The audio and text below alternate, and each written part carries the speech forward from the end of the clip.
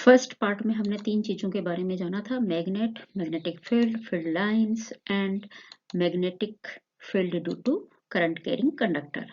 तो अब हम स्टार्ट करते हैं सेकंड पार्ट, और सेकंड पार्ट में भी 3 ही मेन इंपॉर्टेंट चीज इस पार्ट में हम करने वाले हैं। Right hand thumb rule, magnetic field due to a current through a circular loop and magnetic field due to a current in a solenoid. So start. सबसे पहला टॉपिक आता है हमारा right hand thumb rule. Imagine कीजिए कि आपने current carrying conductor को अपने राइट हैंड में होल्ड किया हुआ है, राइट, और इसमें करंट की डायरेक्शन जो है वो आपकी थंब की डायरेक्शन में है। क्लियर? अब जिस डायरेक्शन में आपकी फिंगर्स फोल्ड हो रही हैं वो डायरेक्शन फील्ड लाइन की हो जाएगी बच्चों। यहाँ पे आपको क्या लग रहा है इस इमेज में कि आपने जो राइट हैंड में होल्ड किया हुआ है तो थंब की डायरेक्शन किधर है? Left side. तो जो फील्ड लाइंस हैं उनकी डाउनवर्ड डायरेक्शन हो जाएगी। क्लियर? आइए इस दूसरी इमेज से भी हम और ज्यादा अच्छे से क्लियर कर लेते हैं। अब मान लीजिए आपने इस कंडक्टर को यानी अपने थंब को अपवर्ड डायरेक्शन में कर दिया, नॉर्थ पोल की तरफ इंडिकेट कर दिया, तो जो आपकी फील्ड लाइन है उनकी डायरेक्शन एंटी क्लॉकवाइज हो जाएगी। एंटी क्लॉकवाइज, ये ध्यान रखना है आपने। और आपने अगर अपने थंब की डायरेक्शन डाउनवर्ड डायरेक्शन में कर दी है तो फील्ड लाइन की डायरेक्शन क्लॉकवाइज, ये क्लॉकवाइज घूमेंगे। क्लियर? अब किसी भी तरफ आप करके देख सकते हैं। आप अपने हाथ में पेंसिल लीजिए और पेंसिल को जो टिप होती है वो आपने थंब की तरफ रखना है। ये कॉन्सेप्ट आपको बहुत अच्छे से क्लियर हो जाएगा। छोटी सी वीडियो से हम देखें कि करंट किधर मूव हो रहा है। देखिए, हाँ, करंट की डायरेक्शन अपवर्ड है तो फील्ड लाइन इधर मूव होएंगे। ऐसे ही आप करके देखो जरा, हाथ में पकड़ो पेंसिल, यस, अलग अलग डायरेक्शन में अपने हाथ को मूव कराइए और जिस डायरेक्शन में आपके फिंगर होंगी उसी डायरेक्शन में फील्ड लाइन होंगी। ये देखिए फील्ड लाइन की डायरेक्शन बहुत क्लियर कर आपको ये दिख रही है, ये ओके।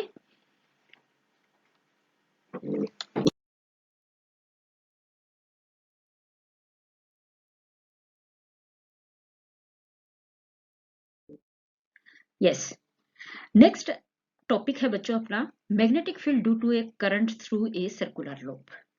आपने बार मैग्नेट के बारे में जाना कि उसके दोनों पोल जो है ऑपोजिट डायरेक्शन में होते हैं, लेकिन जो आपका यू शेप मैग्नेट होता है उसके दोनों पोल पास पास होते हैं। आप अपने हाथ से भी जान सकते हैं। मान लीजिए आप कोई एक हाथ से किसी चीज को अपलिफ्ट करने की कोशिश कर रहे हैं तो आपको ज्यादा फोर्स लगाना पड़ेगा और दोनों हाथों से आप उसको इजीली उठा लेते हैं। कहने का मतलब ये हुआ कि अगर मैग्नेट के दोनों पोल पास पास होंगे तो उसका मैग्नेटिक इफेक्ट ज्यादा होएगा। ठीक ऐसे ही जो करंट कैरिंग कंडक्टर है अगर वो स्ट्रेट है तो वो अपने सराउंडिंग में कम मैग्नेटिक फील्ड क्रिएट करेगा, बट अगर हमने उसको एक सर्कुलर लूप में कन्वर्ट कर दिया है तो उससे जो मैग्नेटिज्म क्रिएट होएगा वो ज्यादा होगा। कैसे देखिए जानते हैं, यहाँ पे आप देख रहे हो कि इलेक्ट्रिक करंट ये जा रहा है और हमें यह भी पता है कि जो कंडक्टर है वो अपने हर पॉइंट पे मैग्नेटिक फील्ड क्रिएट करता है जो कि कॉन्सेंट्रिक सर्कल बनाते हैं। अब इस करंट की डायरेक्शन अपवर्ड हो गई, फिर इस पॉइंट पे आगे मूव हुई, ये राइट टू लेफ्ट और फिर ये डाउनवर्ड डायरेक्शन में आ गई। इसकी वजह से जो फील्ड लाइंस हैं यहाँ पे कॉन्सेंट्रिक सर्कल बना रही है, इस साइड कॉन्सेंट्रिक सर्कल बना रही है, लेकिन जो इस लूप का सेंटर है उसमें ये स्ट्रेट हो रही है। ये बात आपने याद रखनी है। सेकेंड थिंग कि जो इनकी इंटेंसिटी है, जो ये मैग्नेटिक फील्ड की स्ट्रेंथ है, इसका मैग्नीट्यूड है, वो किस पे डिपेंड करता है? एक तो अमाउंट ऑफ इलेक्ट्रिक करंट पे कि इलेक्ट्रिक करंट के अमाउंट कितनी है। सेकेंड डिपेंड करता है इस लूप के डायमीटर पे। अगर डायमीटर ज्यादा होएगा तो मैग्नेटिज्म कम हो जाएगा, डायमीटर छोटा हो गया यानी हम छोटे छोटे लूप बनाते हैं तो उसका मैग्नेटिक इफेक्ट ज्यादा होगा।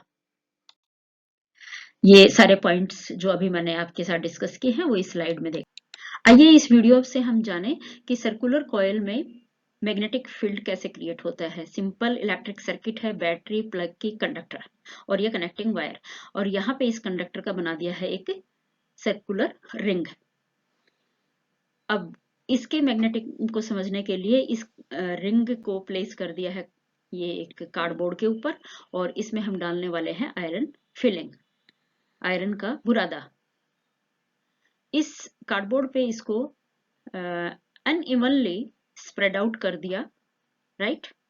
अभी कोई इसका पर्टिकुलर पैटर्न आपको नहीं दिखाई देगा, बट क्या होगा, जैसे ही हम इसकी को ऑन करेंगे, इस पूरे सर्किट में से करंट पास होएगा, तो जो आयरन फिलिंग है कॉन्सेंट्रिक सर्कल बना रही है। देखो, एक कॉन्सेंट्रिक सर्कल इस आर्म की तरफ बन रहा है, एक इधर, और जो सेंटर में आयरन फिलिंग है वो स्ट्रेट लाइन में सेट हो गई है। तो अब ये आपको कॉन्सेप्ट क्लियर हो गया होगा। बहुत ही खूबसूरत पैटर्न में ये अरेंज हो गई हैं, ये देखिए, और डायरेक्शन भी आपको क्लियर दिख रही है। नेक्स्ट टॉपिक बड़ा इंटरेस्टिंग होने वाला है। क्या है बच्चों? Magnetic field due to current in a solenoid. तो पहले हम जाने कि सोलेनॉइड क्या है। अभी पीछे वाली स्लाइडों में हमने देखा कि एक स्ट्रेट कंडक्टर को अगर घुमा के उसका एक छल्ला बना दिया जाए, एक रिंग बना दें, तो वो लूप हो गया था। ऐसे ही बहुत सारे लूप्स को अगर इकट्ठा करके एक सिलेंड्रिकल शेप बना दी जाए तो बन जाती है सोलेनॉइड। क्लियर? अब ये जो सोलेनॉइड है, इसकी प्रॉपर्टी टोटली आपकी बार मैग्नेट के साथ रिजेंबल करती है। देखें कैसे? जिधर से करंट इसमें पास हो रहा है वहां इसका साउथ पोल क्रिएट होता है, और जिधर से करंट इस इन रिंग्स जो छल्ले हैं इनमें से बाहर निकलता है, वो बन जाता है ऑटोमेटिकली इसका नॉर्थ पोल। तो अपने बार मैग्नेट में भी देखा कि जो फील्ड लाइंस है साउथ पोल से अंदर एंटर हो रही है और नॉर्थ पोल से बाहर निकल रही है।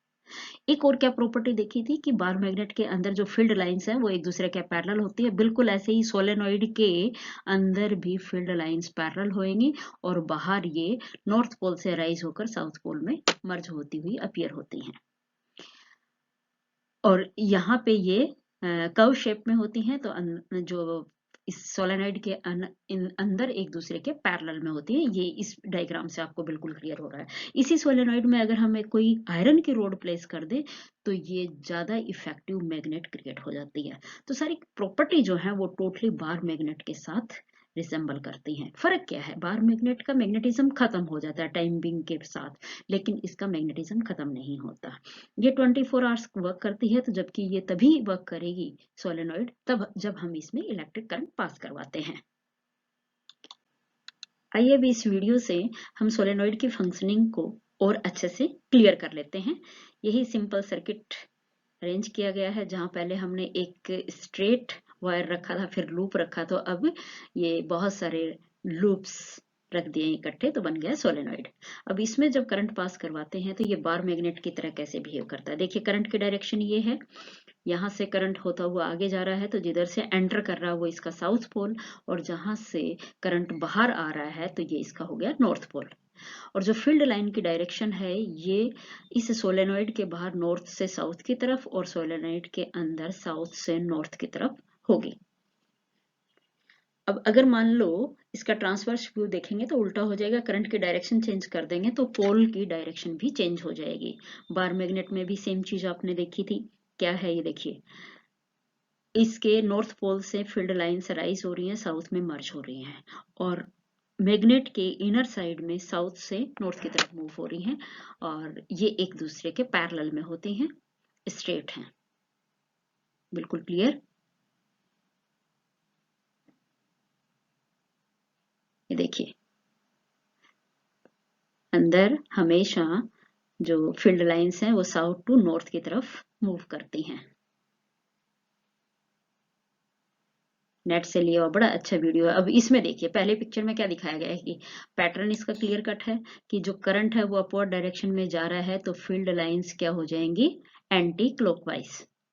और जब वही करंट अगर हम एक सिंगल सर्कुलर लूप में कराते हैं तो ये कॉन्सेंट्रिक सर्कल में अरेंज हो रही हैं, और सेंटर में आके ये स्ट्रेट हो रही हैं।